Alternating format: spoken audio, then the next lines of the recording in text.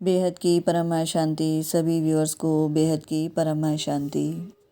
श्रीमद् भगवद गीता के 8वें अध्याय के 19वें श्लोक में भगवान श्री कृष्ण कहते हैं, भूतग्रामः स एवायं भूत्वा भूत्वा प्रलीयते, रात्रियागमे अवशः पार्थ प्रभवत्यरागमे। अर्थात हे पार्थ, यह प्राणी समुदाय उत्पन्न होकर प्रकृति के परवश हुआ ब्रह्मा के दिन के समय उत्पन्न होता है और ब्रह्मा की रात्रि के समय लीन हो जाता है।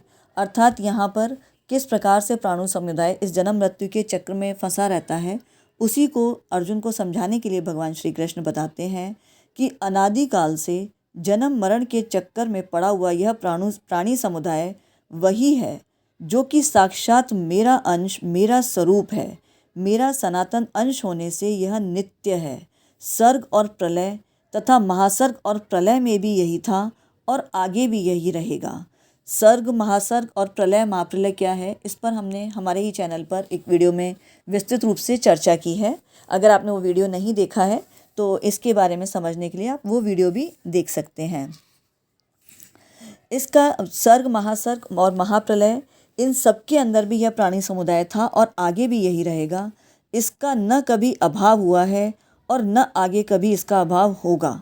आगे भगवान कहते हैं कि अर्थात यह अविनाशी है, इसका कभी विनाश नहीं होता, परंतु भूल से यह प्रकृति के साथ अपना संबंध मान लेता है। अर्थात प्राणी अपना संबंध प्रकृति के साथ मान लेता है और प्राकृत पदार्थ, या यूँ कहें ये शरीर आदि तो बदलते रहते हैं, उत्पन्न भी होते हैं और नष्ट भी होते रहते हैं, परंतु यह उनके संबंध को पकड़े रहता है।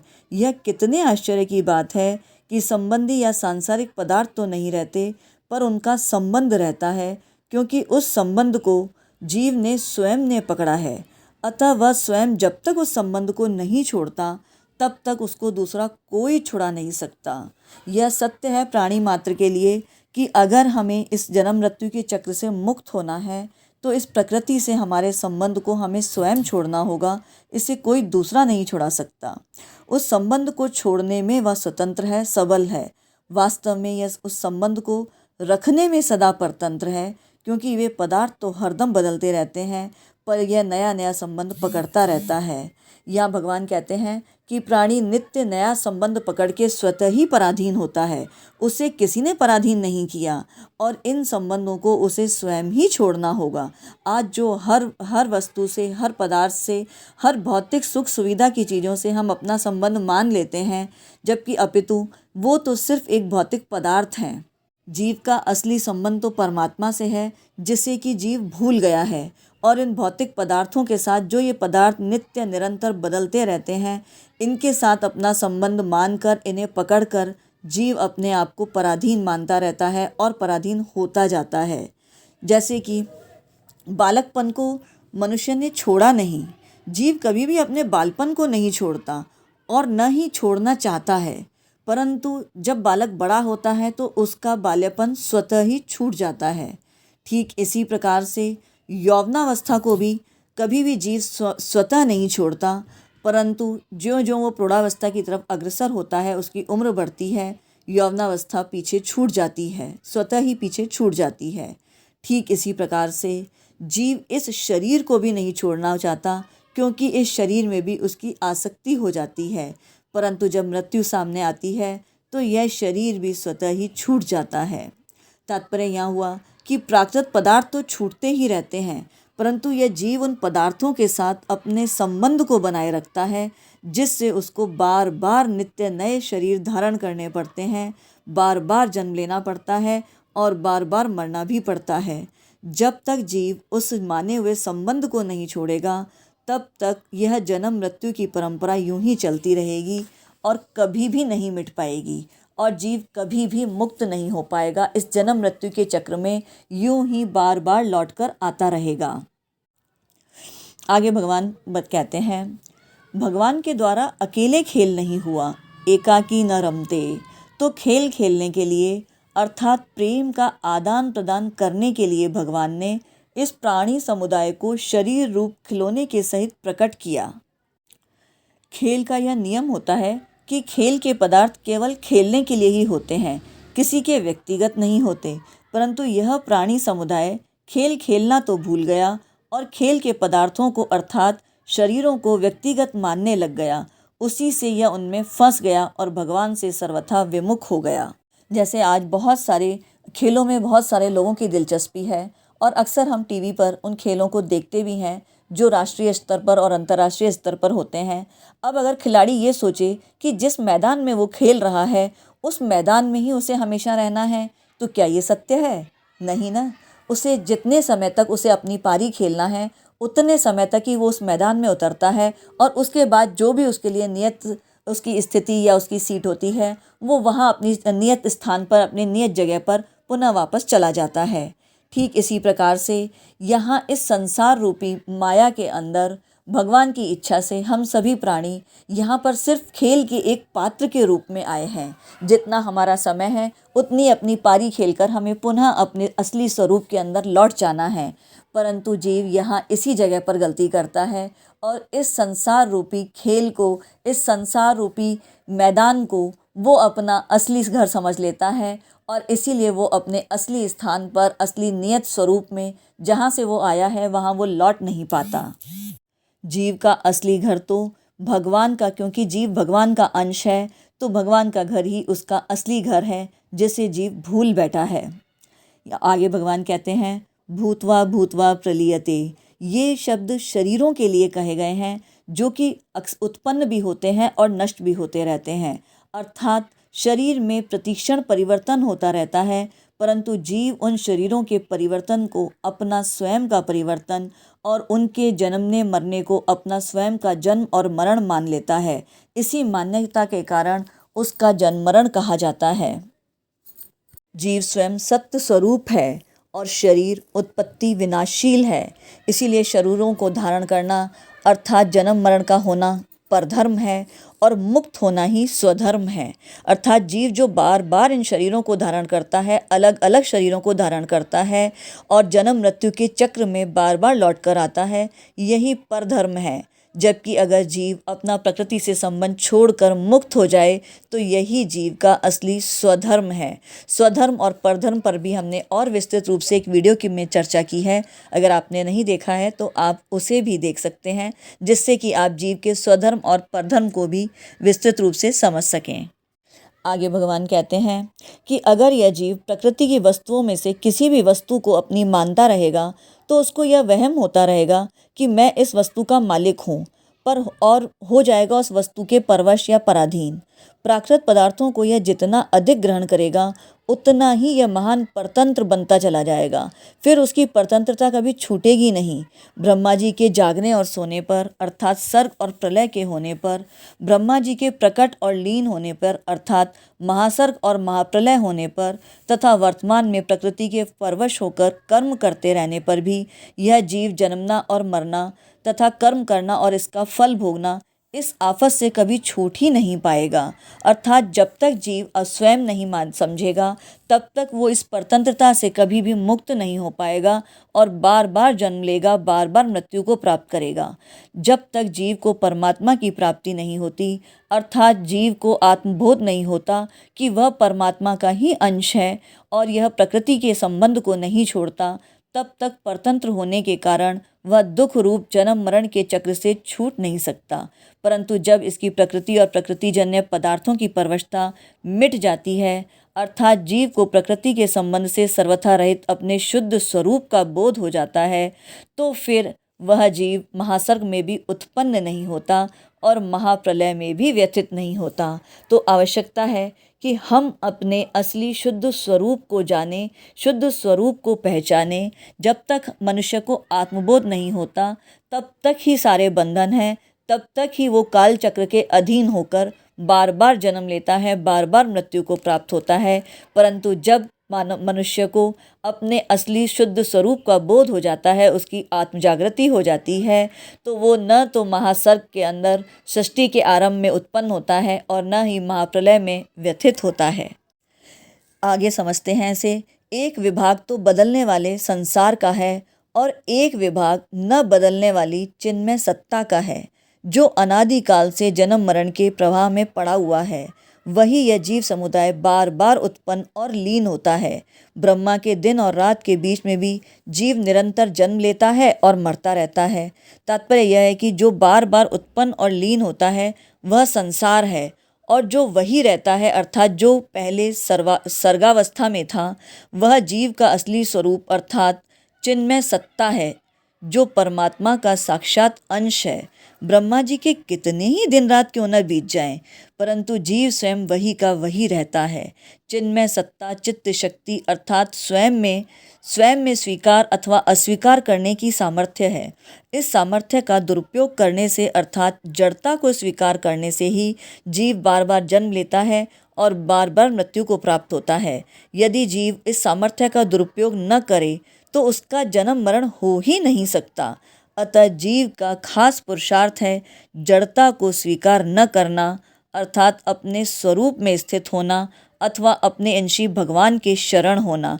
यहाँ यह बात ध्यान देने योग्य है कि जिस जड़ता को जीव ने मान रखा है, स्वीकार किया हुआ है, जिसकी वजह से वो पराधीन है, परतंत्र है, उस जड़ता को ही उसे अस्वीकार करना है। और जो उसका असली शुद्ध स्वरूप है अर्थात जीव साक्षात परमात्मा का अंश है, उसे उस स्वरूप को ही स्वीकार करना है और अपने अंशी भगवान के शरण हो जाना है। जड़ता में अर्थात देश काल वस्तु व्यक्ति क्रिया अवस्था परिस्थिति में परिवर्तन होता है, अपने में अपनेपन होने में कभी परिवर्तन नहीं होता। यह मनुष्य मात्र का अनुभव है, परंतु ऐसे अनुभव होते हुए भी मनुष्य सुखासक्ति के कारण जड़ता से बंधा रहता है, जिससे उसको अपने सहज स्वरूप का अनुभव नहीं होता। प्रत्युत वह पशु पक्षी आदि की तरह अपने स्वरूप को भूला रहता है और पुनः इसी प्रकृति के तहत पराधीन हो जाता है। अपरा प्रकृति के साथ संबंध जोड़ने से ही जीव परवश और पराधीन हो जाता है। अतः प्रकृति के साथ माना हुआ संबंध छूटने पर वह स्वाधीन अर्थात मुक्त हो जाता है। हमारी सत्ता अपरा प्रकृति के साथ अर्थात वस्तु प्रकृति और क्रिया के अधीन नहीं है। प्रत्येक वस्तु की उत्पत्ति और विनाश होता है, प्रत्येक व्यक्ति का जन्म संयोग और मरण वियोग होता है तथा प्रत्येक क्रिया का आरंभ और अंत होता है। परंतु इन तीनों अर्थात वस्तु व्यक्ति और क्रिया को जानने वाली हमारी चिन्मय सत्ता अर्थात हमारे होनेपन का कभी भी उत्पत्ति विनाश या यूं कहें कि जन्म मरण संयोग वियोग और आरंभ और अंत नहीं होता। यह सत्ता नित्य निरंतर स्वतः ज्यों की त्यों बनी रहती है। इस सत्ता का कभी अभाव नहीं होता। इस सत्ता में स्वतः स्वाभाविक स्थिति के अनुभव का नाम ही मुक्ति है अर्थात स्वाधीनता है। यहाँ भगवान ने यही बताने का प्रयास किया है कि मनुष्य सिर्फ अपनी मान्यताओं की वजह से ही पराधीन है और जिस दिन उसने ये मान लिया, ये जान लिया, उसी दिन वो स्वाधीनता को प्राप्त कर सकता है अर्थात मुक्ति को प्राप्त कर सकता है। मनुष्य को यह वहम रहता है कि अमुक वस्तु की प्राप्ति होने पर, अमुक व्यक्ति के मिलने पर अथवा अमुक क्रिया के हो जाने पर मैं स्वाधीन हो जाऊंगा या मैं मुक्त हो जाऊंगा, परंतु असलियत तो ये है कि ऐसा कोई भी व्यक्ति, कोई भी वस्तु और कोई भी क्रिया है ही नहीं जिससे कि मनुष्य स्वाधीन हो जाए। प्रकृतिजन्य वस्तु व्यक्ति और क्रिया तो मनुष्य को सिर्फ और सिर्फ पराधीन बनाने वाली हैं। उनसे सर्वथा असंग होने पर ही मनुष्य स्वाधीन हो सकता है। जिस दिन मनुष्य ने प्रकृतिजन्य चीज़ों को छोड़ दिया, प्रकृतिजन्य वस्तुओं को, क्रियाओं को छोड़ दिया, उसी दिन वह स्वाधीन हो सकता है। अतः साधक को चाहिए कि वह वस्तु व्यक्ति और क्रिया के बिना अपने को अकेला अनुभव करने का स्वभाव बनाए, उस अनुभव को महत्व दे, उसमें अधिक से अधिक समय तक स्थित रहे। यह मनुष्य मात्र का अनुभव है कि सुषुप्ति के समय वस्तु व्यक्ति और क्रिया के बिना भी हम स्वतः रहते हैं, परंतु हमारे बिना वस्तु व्यक्ति और क्रिया नहीं रहती। जब जागृत में भी हम इनके बिना रहने का स्वभाव बना लेंगे तब हम स्वाधीन या मुक्त हो जाएंगे। प्रकृतिजन्य वस्तु व्यक्ति और क्रिया के संबंध की मान्यता ही हमें स्वाधीन नहीं होने देती और हमारे न चाहते हुए भी हमें पराधीन बना देती है। तो यहाँ भगवान यही बताना चाहते हैं कि जो कुछ भी अगर जीव आज पराधीन है तो उसके लिए वो स्वयं जिम्मेदार है, क्योंकि उसी ने प्रकृतिजन्य वस्तु, व्यक्ति और क्रियाओं के साथ में अपना संबंध जोड़ रखा है और वो इन्हें सत्य मान लेता है। इसीलिए मनुष्य को स्वयं ही ये समझना होगा, ये जानना होगा कि सत्य क्या है और असत्य क्या है। जिस दिन सत्य को जान लिया, अर्थात परमात्मा को जान लिया, अपने असली स्वरूप को जान लिया, उसी दिन मनुष्य मुक्ति को प्राप्त कर सकता है। परमात्मा में अनंत शक्तियाँ हैं जो चित्त स्वरूप हैं। माया प्रकृति में भी अनंत शक्तियाँ हैं, पर वे जड़ स्वरूप तथा परिवर्तनशील हैं। सबसे विलक्षण शक्ति भगवत प्रेम में है, परंतु मुक्ति, स्वाधीनता में संतोष करने से वह प्रेम प्रकट नहीं होता। जड़ता के संबंध से ही परवशता होती है और मुक्त होने पर वह परवशता सर्वथा मिट जाती है और जीव स्वाधीन हो जाता है। परंतु प्रेम इस स्वाधीनता से भी विशेष विलक्षण है। स्वाधीनता मुक्ति में अखंड आनंद है, पर प्रेम में अनंत आनंद है। अर्थात अब यहाँ पर भगवान मुक्ति और प्रेम के अंदर, स्वाधीनता और प्रेम के अंदर एक अंतर बता रहे हैं कि किस प्रकार से इन मनुष्य पराधीन से स्वाधीन हो सकता है। लेकिन अगर उसने अपनी स्वाधीनता में संतोष किया तो ईश्वर के प्रति जो प्रेम है वो प्रकट नहीं हो पाएगा। अर्थात अब मनुष्य को सबसे पहले तो परवशता से स्वाधीनता की तरफ बढ़ना है, लेकिन स्वाधीन होने के बाद उस मुक्ति पर रुक नहीं जाना है, बल्कि क्योंकि स्वाधीनता में और मुक्त होने में अखंड आनंद की प्राप्ति होती है, परंतु जब भगवत प्रेम की प्राप्ति होती है तो अखंड आनंद से भी ऊपर अनंत आनंद की प्राप्ति होती है। और ये आनंद अविनाशी होता है, क्योंकि ये अनंत है, इसकी कोई अवधि नहीं है, कोई काल का बंधन नहीं है। इसीलिए जब मनुष्य ईश्वर के प्रति प्रेम में डूब जाता है तो उसे अनंत आनंद की प्राप्ति होती है। आगे बताते हैं कि ज्ञान योगी तो स्वाधीन होता है और भक्त प्रेमी होता है। अर्थात यहाँ ज्ञान योगी और भक्ति योगी का अंतर बताया है कि ज्ञान योगी ज्ञान के जरिए मुक्ति को प्राप्त करता है, परंतु जब मनुष्य ईश्वर की भक्ति में डूब जाता है तो वो ईश्वर के प्रेम को प्राप्त कर लेता है और प्रेमी बन जाता है। भक्ति योग में भक्त भगवान के पराधीन नहीं होता, क्योंकि भगवान पारखिया नहीं है, प्रत्युत वो तो स्वकीय अर्थात अपने हैं। स्वकीय की अधीनता में विशेष स्वाधीनता होती है। भगवान तो स्वाधीन से भी स्वाधीन है, जीव ही जड़ता के पराधीन हो गया है। उस पराधीनता को मिटाने से वह स्वाधीन हो जाता है, परंतु भगवान के शरण होने से वह स्वाधीनता पूर्वक स्वाधीन अर्थात परम स्वाधीन हो जाता है।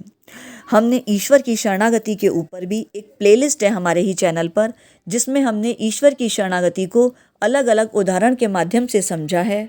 किस प्रकार मनुष्य ईश्वर को पूरी तरीके से शरणागत होकर पूर्ण समर्पण के द्वारा भगवत प्रेम की प्राप्ति कर सकता है, इसके बारे में हमने विस्तृत रूप से चर्चा की है। तो अगर आपने वो वीडियोस नहीं देखे हैं तो आप उस ईश्वर की शरणागति प्लेलिस्ट पर जाकर वो सभी वीडियोस को देख सकते हैं। भगवान की अधीनता परम स्वाधीनता है, जिसमें भगवान भी भक्त के अधीन हो जाते हैं। तो यहाँ हमने जाना कि किस प्रकार भक्ति योग में डूबकर मनुष्य या भक्त ईश्वर के प्रेम के द्वारा अनंत आनंद की प्राप्ति कर सकता है। परंतु यहाँ भक्ति योग का तात्पर्य उस कर्म कांड से नहीं है। अगर हम ये सोचें कि सिर्फ मंदिर जाना, भगवान के दर्शन करना और भगवान की पूजा अर्चना करना, ये तो मात्र कर्म कांड का एक हिस्सा है, लेकिन भगवान की भक्ति में डूब जाना, भगवान के शरणागत हो जाना या भगवान के प्रेम को पा लेना भक्ति योग की पूर्ण प्राप्ति के लिए आवश्यक है कि ईश्वर को पूर्ण समर्पण, पूर्ण विश्वास, पूर्ण निष्ठा से ईश्वर के शरणागत हो जाएं और ईश्वर की हर करनी में, चाहे वो नकारात्मक हो या सकारात्मक, हर स्थिति में, हर परिस्थिति के अंदर, चाहे वो अनुकूल हो या प्रतिकूल, वो सिर्फ उसे ईश्वर की मर्जी मानकर ही साधक उसे अपनाए और उसके अंदर आनंद की प्राप्ति करे, क्योंकि ईश्वर की प्रतिकूल परिस्थिति को भी जब वो अनुकूल मानेगा और ईश्वर का प्रसाद मानकर ग्रहण करेगा, तभी वो ईश्वर की पूर्ण शरणागति को और ईश्वर के प्रेम को प्राप्त कर पाएगा। साधक को चाहिए कि ईश्वर पर पूर्ण विश्वास करे कि किसी भी परिस्थिति में ईश्वर उसका बुरा नहीं चाहेंगे और उसे इस जन्म मृत्यु के चक्र से अवश्य मुक्त करेंगे और भगवत प्रेम की प्राप्ति, असली लक्ष्य की प्राप्ति उसे अवश्य होगी।